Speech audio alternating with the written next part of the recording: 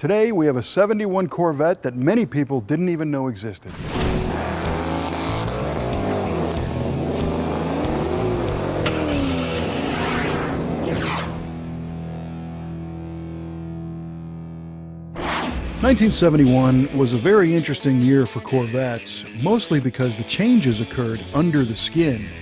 The outside appearance of the 71 Corvette largely carried over from 1970 because there was a lot of time and Corvette team resources being applied to the drivelines of these cars, so they left the outside pretty much alone. It's one of the last remaining years that had the small chrome bumpers. In the front of the car, you'll notice a pair of egg crate-shaped inserts inside the bumperettes underneath the chrome bumper, and that design is mimicked on the lower part of the fenders where the heat extractors are behind the front wheels. The Coke bottle styling of the C3 Corvette is highlighted in this car with a chrome rocker trim that really accentuates that shape, and the rear of the car gently flares upward with that molded-in ducktail spoiler. The tail panel is very simple. You have your tail lights and your reverse lights that are surrounded by reflector rings. Again, a pair of very lightweight chrome bumpers and two large exhaust cutouts and a pair of large resonators that angle down below the car. A unique feature on this particular car is that it's actually a roadster, but it is currently wearing a removable fiberglass hardtop. This black hardtop actually has a texture embossed into it to make it almost appear like a vinyl or a convertible top, but in reality it's a one-piece top that you lift off, revealing the roadster. This car also has a folding convertible top to go along with the optional removable hardtop.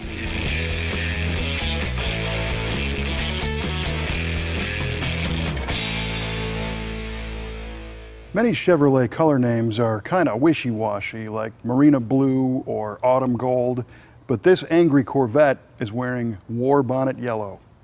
Although the War Bonnet Yellow color appears to be kind of unusual, it was in fact the most popular Corvette color for 1971.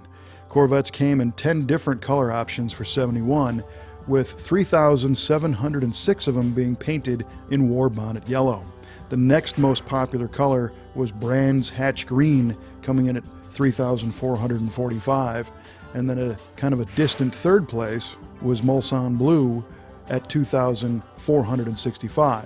And overall, there were 14,680 coupe Corvettes built in 71 and 7,121 convertible cars. But the strongest feature on this car reveals itself when you open the reverse opening hood.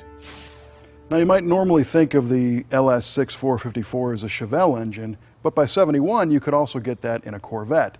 The 71 engines were a little bit different because they were rated at 425 horsepower, down from 450 the previous year, but it still makes for a very unique, fast, and rare car.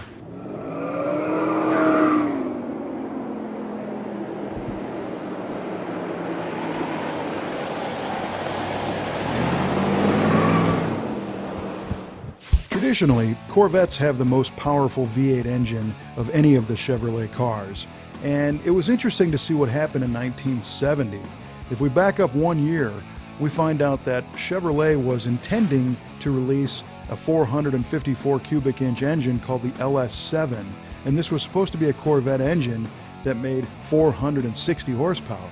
But that engine never came to see the light of day in a production car, and in 1970, the most powerful engine you could get in a car was the code LS6 454, and that was in a Chevelle. It wasn't even offered in a Corvette in 1970. But they did bring out the LS6 for 1971 in the Corvette. Now it was a 9-to-1 compression engine. It was rated at 425 horsepower at 5,600 RPM and 475 foot-pounds of torque at 4,000 RPM. It was constructed with good parts, an aluminum intake manifold. It was fed by an 800 CFM Holley 4-barrel carburetor. It had aluminum cylinder heads. It had a forged steel crankshaft, forged connecting rods, and cast pistons with a 9-to-1 compression ratio. And it could be had with either a manual or an automatic transmission. And that's what makes this particular car so unique. It is one of only 188 LS6 Corvettes produced for 1971, and it's believed that fewer than 50 of those were convertibles, and only 7 of those were automatic transmissions.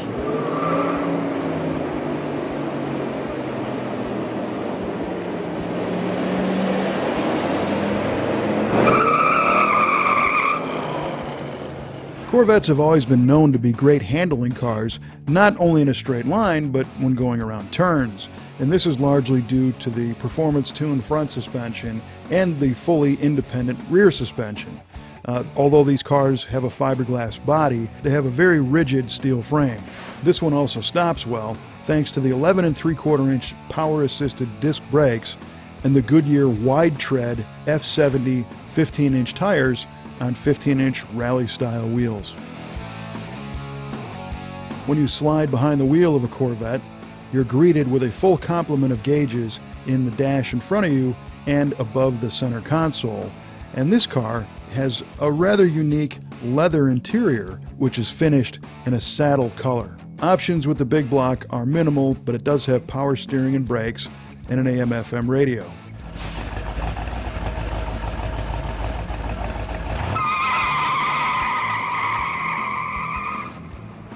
We're always trying to show you another rare or significant muscle car from the brothers' collection. What'd you think of the War Bonnet Corvette?